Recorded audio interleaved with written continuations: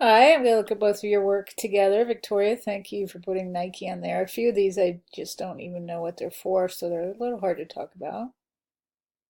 Yeah, great comparison. I mean, you already have a Nike one, but then you've got the same amount of energy, so I think it's a great idea to just keep that going.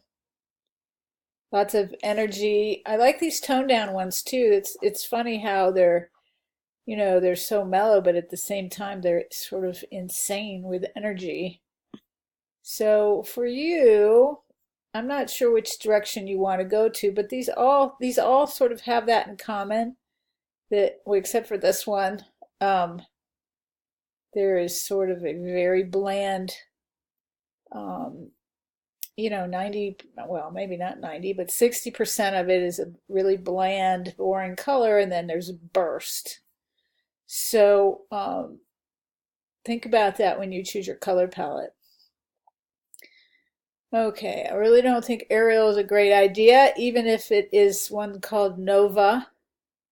And it's interesting because these two look almost exactly the same. I'd have to really stare at them to see the difference. And perhaps this bold one with one of these simple sans serifs would work well for what you're trying to do. Alrighty, so let me look at this one. This one has got to be Nike as well. So you're really drawn to more of a hand touch, very vibrant, except for this one shows a lot of contrast. The rest of them are traditionally illustrated. Oh, this one too. I love that look.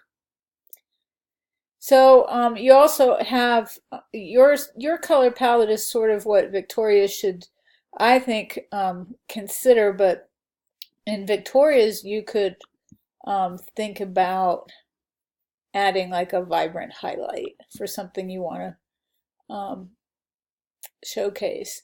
Okay, so these are all fonts that are on everybody's computers, right? Maybe not Urbana, but I've seen all of these in my life a lot. So consider going to a site like dafont.com and downloading at least one decorative font to work with a very simple sans serif. You'll be amazed how, like, instantly it makes your work look creative. All right, let me know if you have any questions.